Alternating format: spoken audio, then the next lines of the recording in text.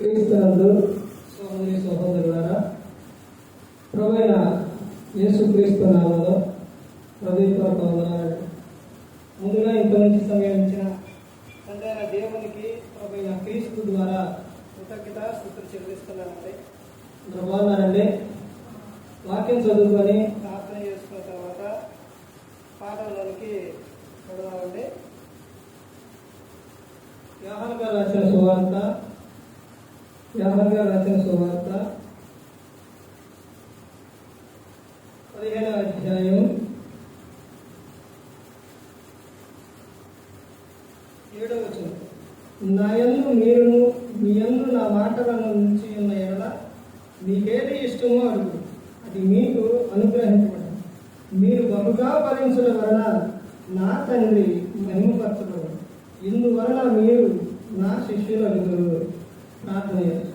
పరలోకమందున్న మా తండ్రి, పరిశుద్ధ ప్రేమ గల తండ్రి, గొప్ప తండ్రి, అయా మీ ప్రియకుమారుడు యేసుక్రీస్తు ప్రభువు ద్వారా కృతజ్ఞతాస్తుతులు చెల్లిస్తున్నాము నాయన. అయా ఈ క్లాస్ అంతట్లో మీరు నడిపించాను నాయన. వాక్యం బోధించుండగా ఈ లోక సంబంధమైన జ్ఞానంతో కాకుండా మీ జ్ఞానంతో మాట్లాడే భాగ్యం దయచేస్తారని మా ప్రభువైన యేసుక్రీస్తు నామములో వేడుకుంటున్నాం తండ్రి. ఆమేన్. ప్రభువైన యేసుక్రీస్తు నామములో హృదయపూర్వక వందనాలండి. దేవుని కుమారుడు యేసుక్రీస్తు ప్రభువు ఈ లోకానికి వచ్చిన తర్వాత పరలోక రాజ్యం సమీపిస్తుంది కనుక మారు మనసు పొందమని ప్రకటింప మొదలుపెట్టారు. అంశం పాఠం పేరు ఏంటంటే ఎలా బ్రతకవాలి. దేవుడు కోరుకున్న ఒక జీవితం మనిషికి ఏంటంటే మనిషి భూమి మీద ఫలించి అభివృద్ధి చెందాలి. ఆదిలోనే దేవుడు చెప్పి ఉన్నారు.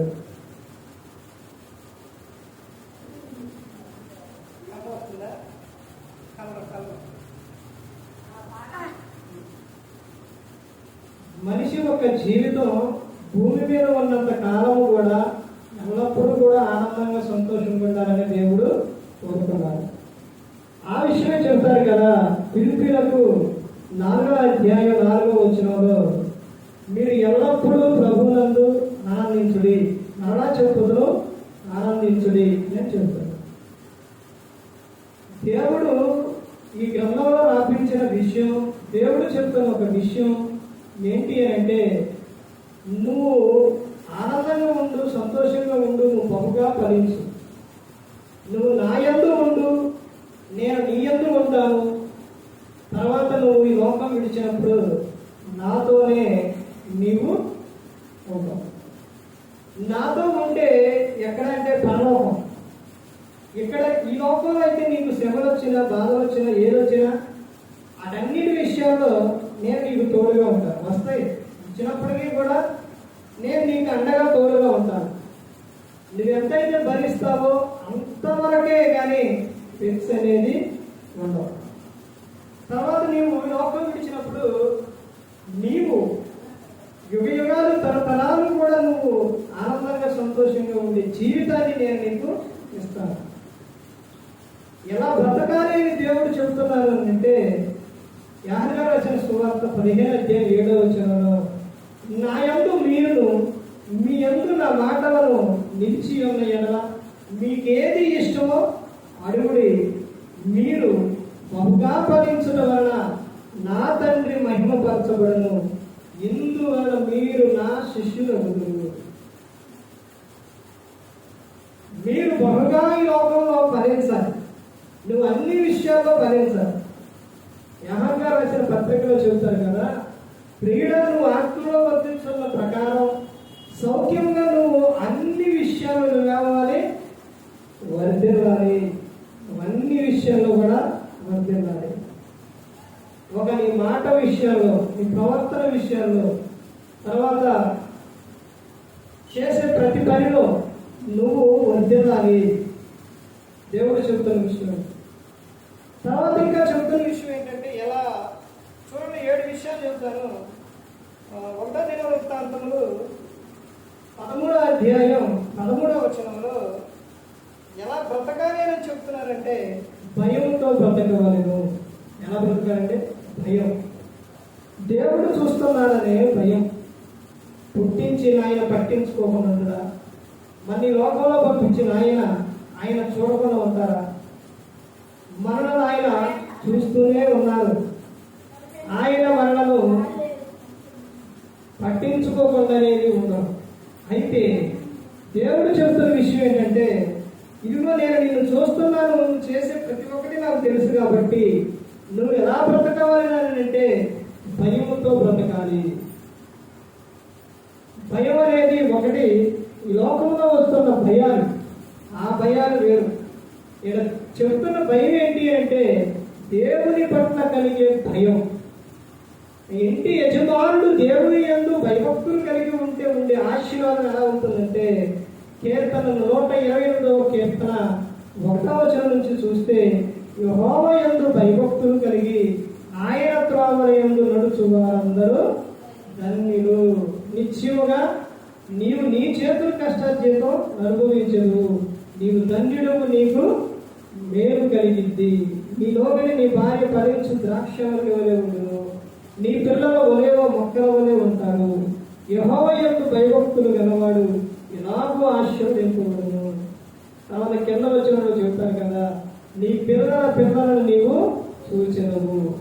పిల్లలంటే నీకు వివాహం అయిన తర్వాత నీకు పుట్టే పిల్లలు, తర్వాత వాళ్ళకి వివాహం అయిన తర్వాత వారికి పుట్టే పిల్లలను నీవు చూస్తావు. దేవుడు నీకు అంత ఆశీర్వాదం దేవుడు నీకు ఇస్తాడు. ఎప్పుడు అంటే ఆయన యందు భయభక్తులు కలిగి ఉన్నప్పుడు.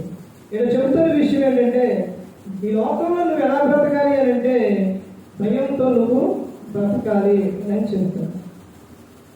యోసేపు యాకోబు గారి కుమారుడు యోసేపు ఐగుప్తులో ఉన్నప్పుడు ఒక స్త్రీ, ఆయన అక్కడ ఉన్న ప్రాంతంలో ఆ ఇంటిలో ఎవరు లేరు, మన ఇద్దరమే ఉన్నాం, ఎవరు లేరు అన్నప్పుడు యోసేపు గారు ఏమన్నారు, అమ్మా ఎవరు లేరని నువ్వు అంటున్నావు, కానీ ఎవరు చూస్తున్నారు, ఎవరున్నారు? జీవము గల దేవుడు ఉన్నారు. ఆయన చూస్తున్నావు. ఆయన ఏం కలిగి ఉన్నప్పుడు దేవుని పట్ల భయం, దేవుడు చూస్తున్నానని భయం కలిగి ఉన్నారు ప్రతి ఒక్కరు. తర్వాత ఇంకా చెబుతున్న విషయం ఏంటంటే, 2వ దినవృత్తాంతం 26:5 వర్ధిల్లే బ్రతుకు. ఇలా చెప్పారండి మొట్టమొదటిగా, వర్ధిల్లే బ్రతుకు. లోకంలో వర్ధిల్లాలి బహుగా. క్రీస్తుని నమ్ముకున్న వారంటే ఏడుస్తూ ఉంటాం కాదండి. ఇంకో విషయం సందర్భం ఏంటంటే, ఏడుపు ఈ ముఖాలు అంటారు కదా, అలా పెట్టుకొని జీవించవద్దు. నువ్వు ఏడ్చే ఏడుపు ఎక్కడంటే దేవుని ఎదుట మోకాళ్ళు ఏడు, మనుషులు ఎదుట ఏడవటం కాదు, మనుషులు ఎదుట కన్నీళ్లు కావటం కాదు, దేవుని ఎదుట కన్నీళ్లు కాదు. దేవుని ఎదుట నువ్వు కన్నీళ్లు కారిస్తే మనుషుల ఎదుట నువ్వు కన్నీళ్లు కార్చిపోరావు. దేవుని ఎదుట నువ్వు తలదించుకొని నువ్వు ఉంటే, తలదించుకొని నువ్వు ప్రార్థన చేసిన, తలదించుకొని నువ్వు దేవుని ఎదుట ఉంటే దేవుడు నిన్ను బయట ఇతరుల పట్ల తలెత్తుకునే విధంగా ఆయన వర్ధిల్లే బ్రతుకు. నువ్వు ప్రతి ఒక్కటి కూడా ఎవరికి చెప్పుకోవాలి అంటే దేవునికే చెప్పుకోవాలి. బయట నువ్వు ఎక్కడ చెప్పుకున్నా కానీ ఏ ప్రయోజనం అంట. ఎలా బ్రతకాలి అని చెబుతున్నారంటే, వర్ధిల్లే బ్రతుకు నువ్వు బ్రతకాలి లోకంలో. ఇదిగో వీడు ఎవరనంటే క్రైస్తవులు, వీడు ఎవరనంటే క్రీస్తులు అనుకున్నారు. అబ్బా ఏమి సంతోషం, ఏమి ఆనందం, ఏమి హ్యాపీ. వీరి జీవితాల్లో, వీరి బ్రతుకులో ఈ విధంగా ఉంటుందా అనే విధానం అలా కలిగి ఉండాలని దేవుడు. ఏ బ్రతుకు బ్రతకాలి అంటే వర్ధిల్లే బ్రతుకు బ్రతకాలి. తర్వాత ఆయన ఇంకా చెప్తున్న విషయం ఏంటంటే, 2వ దినవృత్తాంతం 14వ అధ్యాయం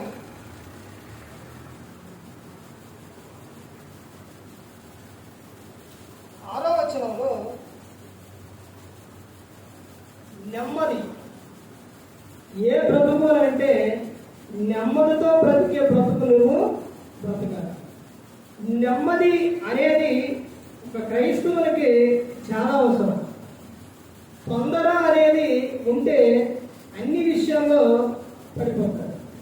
కానీ నెమ్మది కలిగి ఉంటే జీవితం నువ్వు ఈ లోకంలో బ్రతకాలి. ఈ సందర్భాల్లో యేసుక్రీస్తు ప్రభువారు కొండ మీద ప్రసంగంలో ఆయన ధన్యతలు చెప్పారు. ఆ ధన్యతలలో ఒకటి ఏంటంటే సాత్వికులు ధన్యులు, వారు ఏం చేస్తారంట, ఏం చేస్తారు, భూలోకంలో స్వతంత్రించుకుందరు. సాత్వికం చెప్పిన ఆయన చేసిన పని అదేనండి. యేసుక్రీస్తు ప్రభువారు లోకంలో ఉన్నప్పుడు ఆయన యుద్ధాలు చేశారా, కత్తులు కొట్టారా, బాంబులు వాడారా, ఆయుధాలు వాడారా? ఏం వాడారంటే యేసుక్రీస్తు ప్రభువారు ఆయన ఏదైతే చెప్పారో అదే చేశారు. ఆయన ఒకటే ఒకటి కలిగి ఉన్నారండి. ఏంటి అని అంటే ప్రేమ. బైబిల్ గ్రంథం మొత్తం కూడా ఇది మొత్తం కూడా రుద్దితే మొత్తం కూడా చేస్తే ఇందులో నుంచి వచ్చేది ఏంటి అని అంటే ప్రేమే. బైబిల్ గ్రంథం దేవుడు ఎవరనంటే ప్రేమస్వరూపం. ప్రేమ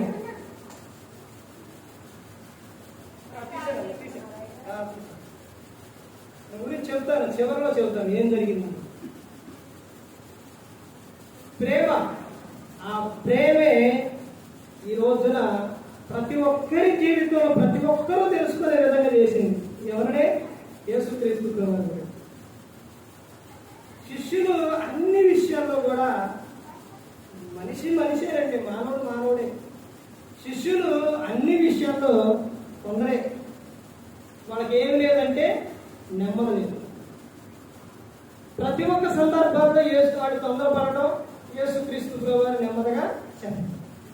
వాళ్ళు తొందరపడి మాట్లాడటం, యేసుక్రీస్తు ప్రభువారు వాళ్ళకే సరిచేసే విధంగా చెప్పడం. ఎందుకనంటే యేసుక్రీస్తు ప్రభువారు వాళ్ళనే ప్రతి ఒక్కరిని ఆయన ఏం చేస్తున్నారంటే ప్రేమిస్తున్నారు.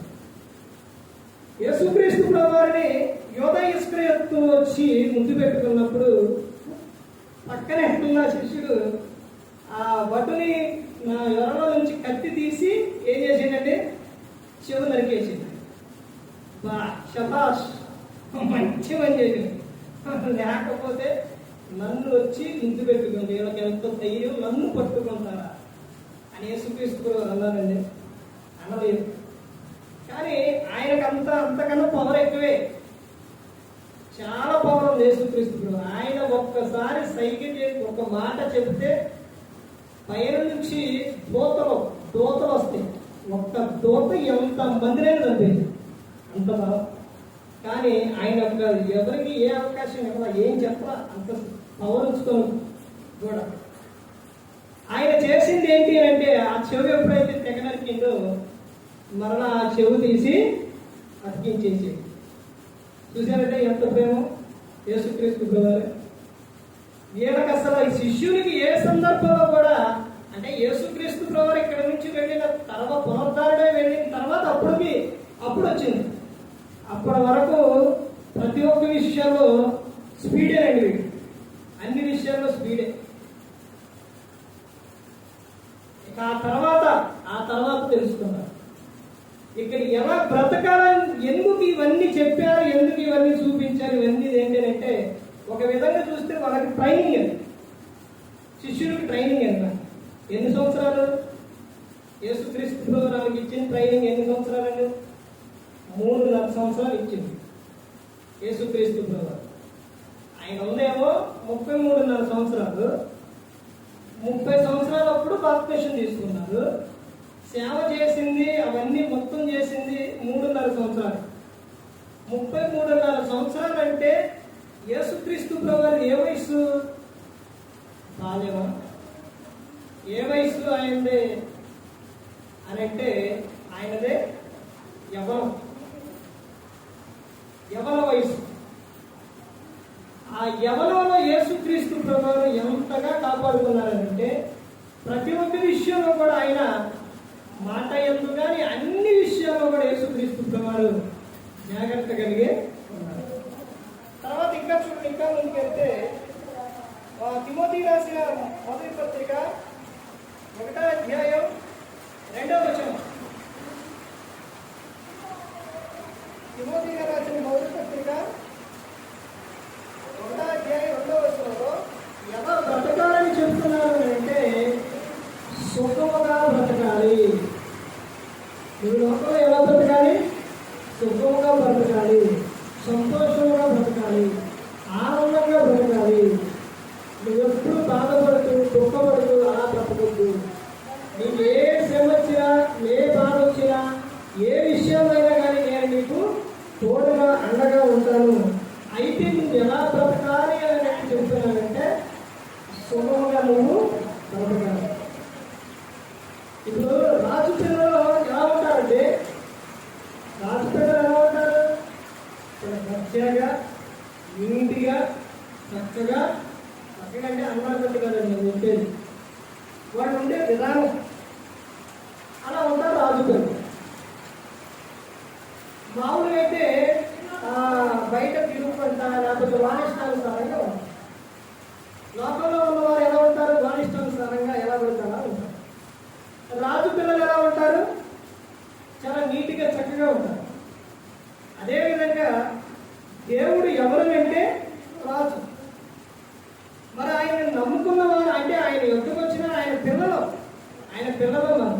ఆయన పిల్లలు అయినప్పుడు ఎలా ఉండాలి మరి? పనికి వెళ్ళేవా అంటే వాళ్ళ ఒక విధానం ఎలా కనబడుతుందంటే, ఈ రోజున క్రైస్తవులుగా క్రీస్తుని నమ్ముకున్న తర్వాతే నాకు అంతా ఏమొచ్చింది? సంతోషం లేదు, వాళ్ళకు ఆనందం లేదు. ఎలా పడితే అలా జీవించడం, ఎలా పడితే అలా ఉండడం, అలా ఉంటున్నాం. అలా కాదండి ఉండేది. నువ్వు ఎలా ఉంటారంటే నువ్వు సుఖముగా, సంతోషంగా, ఆనందంగా ఉండాలి. దేవుడు కోరుకున్నది. అపోస్తలుల కార్యాలు 3వ అధ్యాయంలో అక్కడ మధ్యాహ్న సమయమందు శృంగారం అనే దేవాలయానికి ప్రార్థన చేయడానికి పేతురు, యోహాను గారు వెళ్తారు. అక్కడ ఒక భిక్షకుడు భిక్షం అడుగుతుంది. వాడు వెళుతూ ఉంది. అతను భిక్షం అడిగిందంటే ఆయన ఏ విధంగా ఉన్నో వాడు ఏ విధంగా ఉంటారు? వీళ్ళు కూడా నేను దేవుని నమ్ముకున్నా, క్రీస్తుని నమ్ముకున్నా, మా ప్రభుత్వ ఎందుకు మా ప్రభుత్వ వేస్ట్, ఎలాగలాగా ఉండవులే అని వెళితే ఆ దేవాలయానికి భిక్షం అడుగుతారా? ఇప్పుడు వీళ్ళు కూడా ఆయనకి ఆ గెట్టప్పులోనే ఉంటే భిక్షం అడుగుతారా? అడగదండి. మరి వీళ్ళు ఏ విధంగా ఉండుంటారు? ఎంత దర్జాగా ఉండుంటారు, ఎంత నీట్గా చక్కగా ఉండుంటారు. అలా బ్రతకాలి క్రైస్తవులు అంటే. క్రీస్తుని నమ్ముకున్న వారంటే నీ మాట విషయాల్లో కానీ నీ అన్ని విషయాల్లో కూడా నువ్వు క్రీస్తుకి మాదిరికరంగా ఉండాలి. దేవుడు చెబుతున్న విషయం ఎలా బ్రతకాలి అని అంటే నువ్వు సుఖముగా నువ్వు బ్రతకాలి. నువ్వెప్పుడూ బాధపడుతూ దుఃఖపడుతూ అలా నువ్వు ఉండాల్సిన పర్లేదు. అలాంటిది ఏదన్నా ఉంటే అది నువ్వు మనుషుల ఎదురు కాదు, దేవుని ఎదురు చెప్తావు. మకాళ్ళలోనే వ్యక్తిగతంగా ప్రార్థన ఉంది. అక్కడ నీ ఏదైతే సమస్య ఏదైతే ఉందో నీకు అన్నిటి ప్రార్థన అవన్నీ కూడా అక్కడే.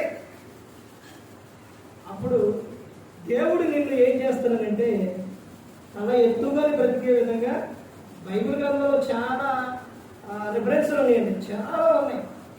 సుఖంగా బ్రతకాలి అనే జీవితాన్ని బట్టి చూస్తే నీ భారం యెహోవా మీద మోపము, ఆయనే నిన్ను చూస్తుంది. తర్వాత ఇంకా చాలా ఉన్నాయి చెప్పాలంటే. తర్వాత ఇంకా ముందుకెళ్తే చూడండి, ఇంకా చెప్తున్న విషయం సామెతల 15వ అధ్యాయం 27వ వచనంలో నీతి గల బ్రతుకు బ్రతకాలి. ఎలా బ్రతకాలంటే నీతి కలిగిన బ్రతుకు. క్రైస్తవులు అంటే ఆ విధంగా నీతి కలిగి బ్రతకాలి. తర్వాత ఇంకా సామెతల 31:12లో మేలు చేయు వారి బ్రతుకు ఎలా చూడండి. ఇక్కడ ఏమని చెప్తున్నారు సామెతలో?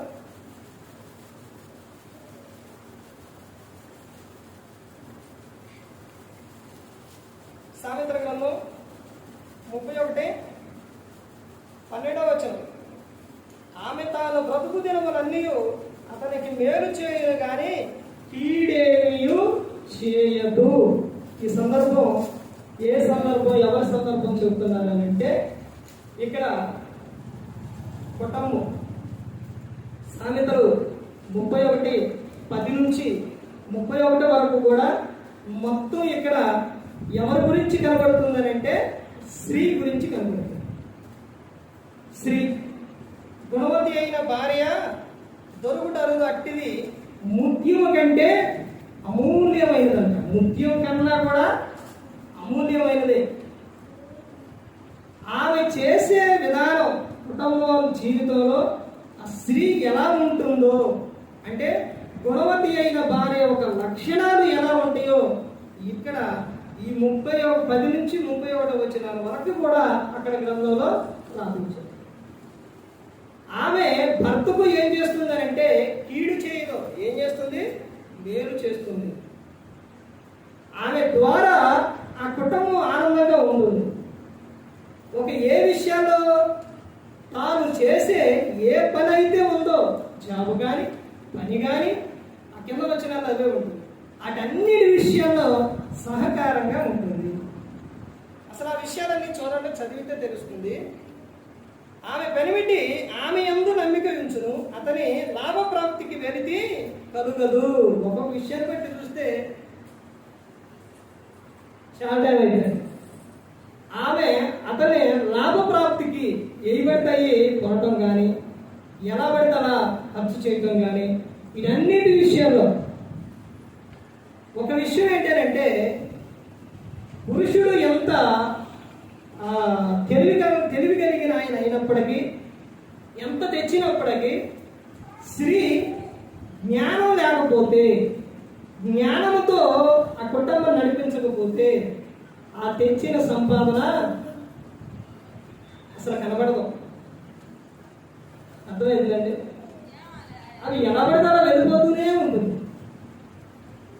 అదే జ్ఞానం కలిగి సామెతలు 14:1 అదే జ్ఞానవంతురాలు తన ఇల్లు కట్టును, 3 రాళ్ళు తన చేతులతో తన ఇల్లు ఓడబెరుకును అనేది. ఏమో చూడండి, ఎవరెవరికంట, ఎవరెవరికి ఒకటి మొట్టమొదటికి ఎవరికేనంటే భర్తకు భర్త ఆమె పట్ల ఏముంచుతారంట? నమ్మిక. తర్వాత భర్తకు ఏ విషయాల్లో ఏమని చెప్తున్నారంటే అతని లాభప్రాప్తికి వెలితి కలుగదు. భర్త ఒకవేళ పనికి వెళ్ళకపోయినా ఒకవేళ జాబు లేకపోయినా తర్వాతైనా వస్తేనండి, ఒక సందర్భాల్లో చెబుతాను. లేనప్పుడు ఏమేం చేస్తుందంటే వాడింటి మీద కానీ లేదా ఒకరి మీద కానీ ఆధారపడదు. ఆమెకి ఏదైతే ఏ పని అయితే వచ్చిందో, ఏదైనప్పటికీ ఇప్పుడు నుంచి కాదండి, నేను ఇలాంటి అనుభవం ఇలాంటి చూసిని మా అమ్మగారి కానీ చూశాను. అంటే ఆ కాలంలో బాగా ఇబ్బంది అన్నమాట తినడానికి ఇవన్నిటికి. ఆ సమయంలోనే వాళ్ళు మా చిన్న వయసు, అంత పిల్లలు ఇంకా చిన్నవాళ్ళు, మేము స్కూల్కి వెళ్ళొచ్చి 3-4 క్లాస్ తయారు చదివేటప్పుడు స్కూల్కి వెళ్ళి వచ్చిన తర్వాత ఏమంటారంటే మొన్న వివాహంలో పెట్టారు, మురళి గారి వివాహం అటు ఇటు పట్టుకొని ఉన్నారు రోకలు అవి, వాటితో పెట్టి పైన నేను పట్టుకుంటే కింద మా మామగారు పట్టుకొని గింజలు పోసి దంచడం అనమాట. సాయంత్రం అవి దంచి తర్వాత అప్పుడు భోజనం. మళ్ళీ అవి రావడానికి ఎలాగా పొలం పాత్రలు పోస్తే అవి నురిస్తే అక్కడికి వెళ్ళి తర్వాత కంచులు ఇవన్నిటికీ నేను కూడా వెళ్ళాను చిన్న వయసులో. ఇవన్నీ తీసుకొచ్చి అలా లేకపోతే ఆ విధంగా వినడానికి కుటుంబంలో భర్తకు కానీ పిల్లలకు కానీ వాళ్ళు భర్త వచ్చి లేకపోతే బయటికి వెళ్ళి వచ్చినా పనికైనా దేనికైనా కానీ ఉండేవారంటే ఏం లేదు తినడానికి ఏం లేదు, ఏం తెచ్చారు అని పొరపాటును కూడా ఆమె జీవునామే జ్ఞానం కలిగిన పిల్లలు అమ్మ ఆకలేనంటే ఎక్కడ మీ నాన్న ఏడ తెచ్చింది లేవు అనే విషయాల్లో ఉండదు. ఆమెకి ఏదో ఒక విధంగా ఆమె ఆహారం సిద్ధపరుస్తుంది. అదే ఇక్కడ చెప్తున్న సందర్భం ఏమిటి అంటే ఆమె అతని లాభప్రాప్తికి వెలితి కలగదు, ఆమె తాను బ్రతుకు దినములని అతనికి మేలు చేయను కానీ కీడేమి కూడా చేయదు. కీడేమి చేయదు. పెట్టే విషయాన్ని ఏదో విధంగా ఆహారం ఎనక సమయంలో అన్నం వండిన తర్వాత తినడానికి లేకపోతే గంజి లేకపోతే ఏదో ఒకటి చేసి పెట్టేవాడు. భర్తకు సహకారంగా ఉంటుంది ఆమె. తర్వాత ఇంకా ఏమని చెప్తున్నారో చూడండి, బ్రతుకు దినములన్నీ అతనికి మేలు చేయను కానీ కీడేమి కూడా చేయదు. ఒక విషయం ఏంటంటే ఇంకా ముందుకెళ్తే వాక్యంలో ముందుకెళ్తే ఏమని ఉంటుందంటే ఆ విషయం చదవండి. అక్కడికి వచ్చేసరికి టైం పట్టింది కానీ ముందే చదవండి. 23వ వచనం. ఆమె పనిమిటి దేశము పెద్దలతో కూడా కూర్చుండును, గవిని యొద్ద పేరు కొనిన వాడై ఉండును. ఈ ఒక్క విషయం నీకేమర్థమైంది? ఏమర్థమైందండి? ఎవరంట? పెనిమిటి. ఎక్కడంట? గవర్నర్ యొక్క. అది ఎక్కడ తెలుసండి? దాని అర్థం ఏంటో తెలుసా? ఎక్కడ తెలుసా? ఒక చెట్టు ఉండేది పూర్వం. ఇప్పుడంటే ఇలా ఇంటికి ముందు కానీ లేకపోతే ఈ కూర్చోడానికి అక్కడక్కడ వేయటం కానీ ఇలాంటివి చేశారు. చేశారు. ఇప్పటికీ ఆ కాలంలో అలాగా ఒక చెట్టు ఉండేది. ఆ చెట్టు చుట్టూ ఏం చేసేవారు? ఖర్చు చేసేవారు. చేస్తే పెద్దలందరూ వచ్చి అక్కడ కూర్చోరు. ఖమ్మంలో కూడా క్లాస్కి వెళ్ళినప్పుడు చూశాను, ఒక చెట్టు యాప చెట్టు చుట్టూ పెట్టాను. అక్కడ పెద్దవాళ్ళు వాళ్ళందరూ కూడా వచ్చి కూర్చున్నారు. పెద్దలందరూ ఆడ కూర్చున్నప్పుడు ఎవరి ప్రాయంలో ఉన్న ఇతను వాడి దగ్గరకు వెళ్ళి కూర్చోవాలనంటే వాళ్ళు ఏం మాట్లాడతారు తెలుసా? పెద్ద వయసు వాళ్ళు కుటుంబ విషయాలే, భార్య గురించి కానీ లేదా వాళ్ళ కుటుంబ విషయాలు కానీ వాడు మాట్లాడే విషయాలు అయ్యే పడతాయి. అలాంటి సందర్భాల్లో అక్కడికి వెళ్ళి కూర్చోవడం అంటే చూడండి, అది మామూలు విషయం. అలా కూర్చున్నాడు అని అంటే అక్కడ చూడండి ఏమని చెప్తున్నారు. ఆమె పెనిమిటి దేశపు పెద్దలతో కూడా కూర్చుండు, గవిని యొద్ద పేరు కొనిన వాడై ఉండును. ఏ పేరు?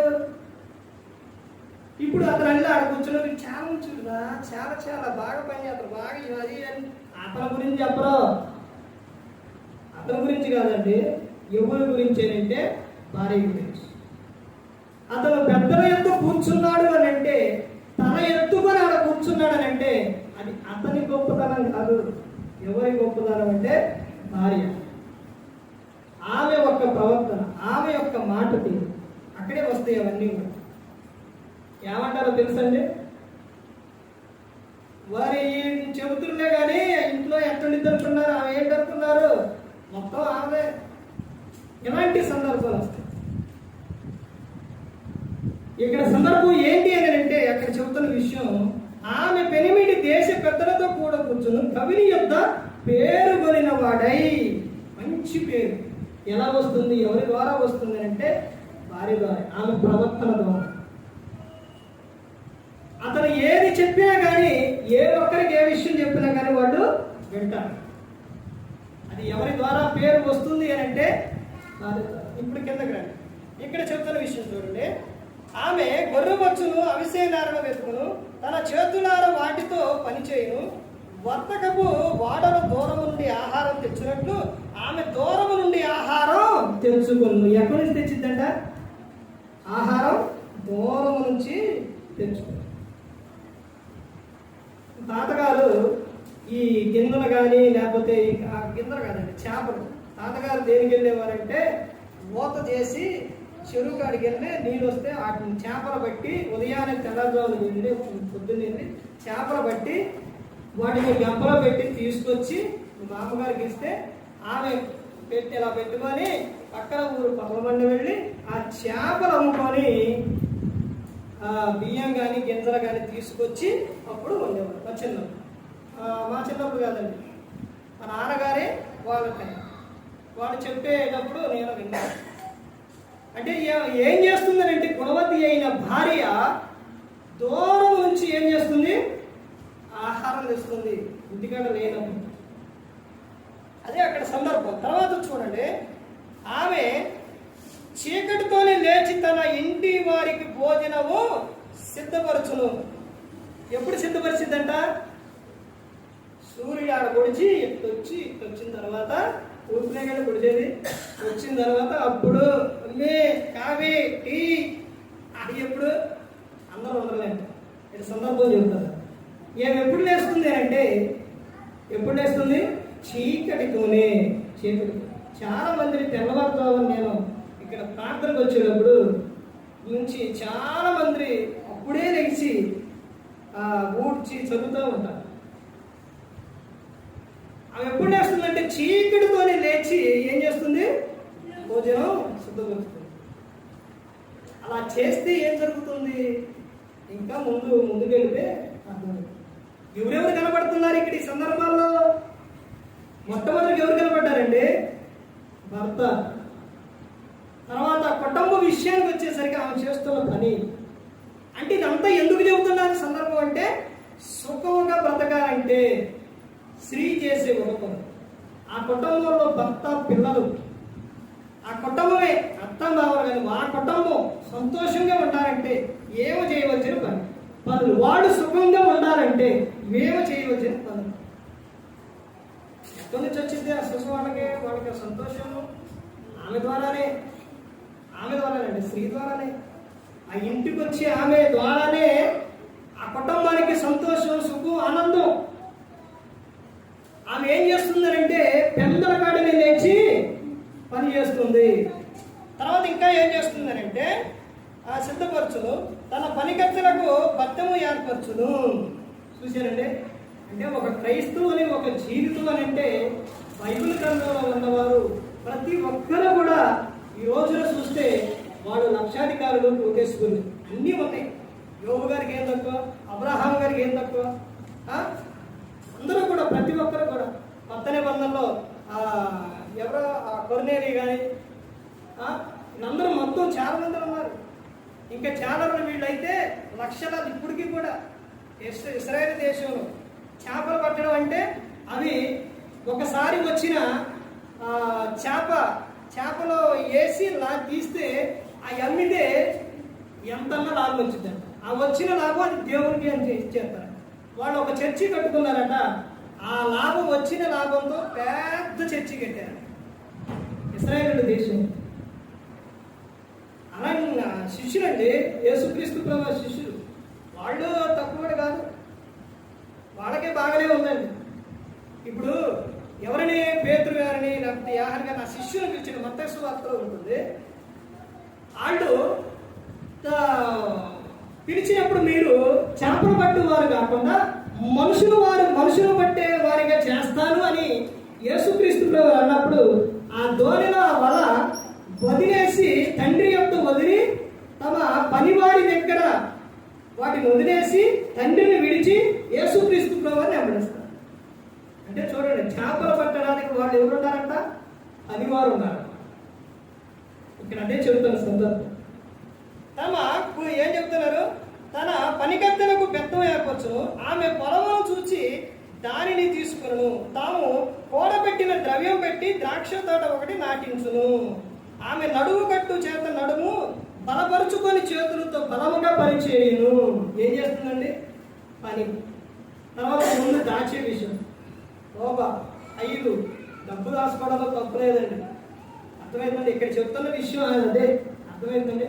దాని మీద ఆశ ఉండకూడదు, కానీ దాచుకోవడంలో తప్పేం లేదు. ఇలా రూపాయలు దాచి ఆమె ఏం చేస్తుందంట? తాము కూడబెట్టిన ద్రవ్యం బట్టి ద్రాక్ష తోట ఒకటి నాటించు. అలా దాచి చాలా మంది స్త్రీలు భర్త తీసుకొచ్చిన ఆ డబ్బు, ఇచ్చిన డబ్బుని కొంత ఇంటి ఖర్చుకు ఉపయోగించి కొంత దాచి వాళ్ళు దేనికో దానికి ఉపయోగపడే విధంగా చేసేవారు ఉన్నారు. ఒక పనికొచ్చే వస్తువు కానీ లేకపోతే దేనికో దానికి పని చేసే వారిగా వాళ్ళ ఆ విధంగా చేసే స్త్రీలు కూడా ఉన్నారు. ఇక్కడ ఆమె అదే చేస్తుంది.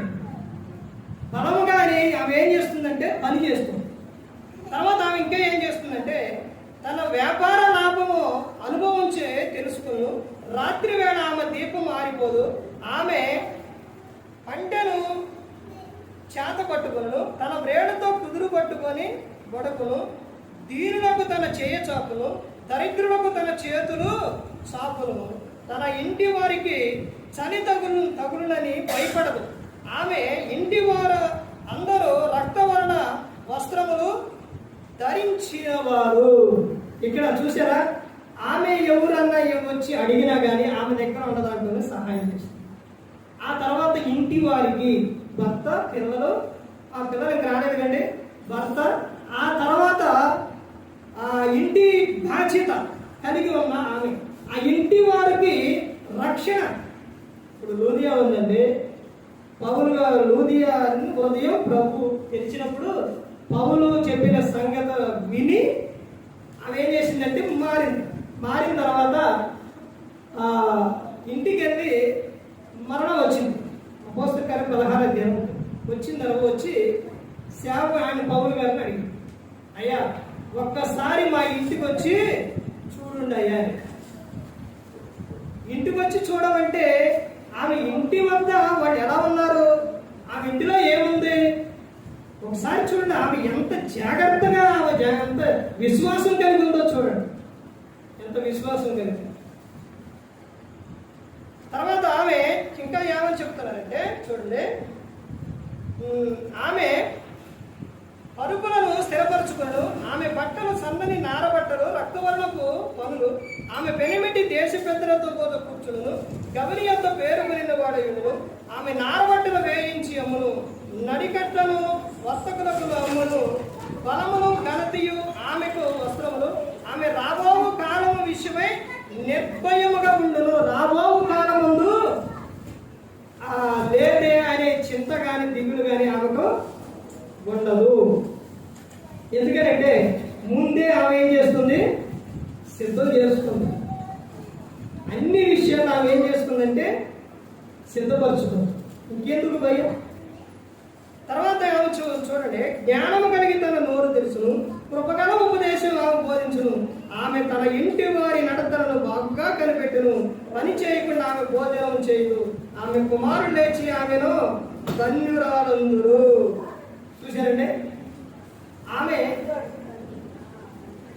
కుమార్తెలు, ఆమె కుమారుడు ఏమంటారంట. ఇప్పుడు పిల్లలు ఇక్కడ పిల్లలు ఎంటర్ అయ్యారు.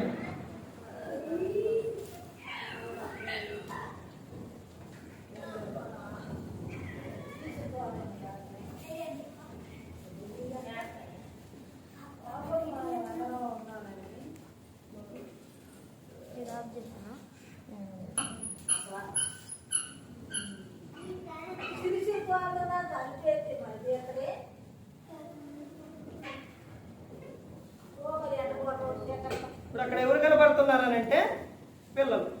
ఆ పిల్లలు కూడా ఏమంటారంటే తల్లి ఎవరంట, ధన్యురాలు. ఇలా చివరిగా ఇంకా చూసుకుంటూ వెళ్తే యెహోవా యందు భయభక్తులు కలిగిన స్త్రీ ఏమవుతుందంట, కొనియాడబడు. అంటే ఈ సందర్భం అన్నీ కూడా ఏం చెప్తుంది, ఎలాగానంటే మేలు, సంతోషం, ఇవన్నీ కూడా. పిల్లలు బయట ఉన్నారు తీయన్నారు, అవన్నీ కూడా. ఇంకా తర్వాత ఇంకా చివరిగా చూస్తే వాక్యమును అనుసరించి ఎలా బ్రతకాలి అనేది గ్రంథం చెబుతుందంటే వాక్యమును అనుసరించి నడుచుకునే వారిగా ఉండాలి. ఆ వాక్యమే ఎవరంట, దేవుడు.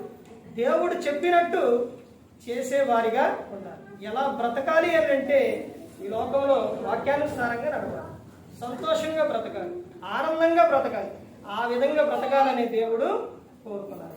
ఏ ఒక్కరు కూడా నశించి నరకానికి వెళ్ళిపోకూడదని యేసుక్రీస్తు ప్రభువు ఈ లోకానికి వచ్చి మనందరి కోసం శిలువలో తన ప్రాణాన్ని పెట్టి ఉన్నాడు. మరి ఈ విధంగా నిలబెట్టి మాట్లాడించిన తండ్రి దేవునికి కృతజ్ఞతాస్తుతులు చెల్లిస్తూ ఇంతవరకు శ్రద్ధగా ఉన్న మీకు ప్రభు పేట నా హృదయపూర్వక వందనాలు చెల్లిస్తూ ఈ మాట ముగిస్తున్నాను. అందరికీ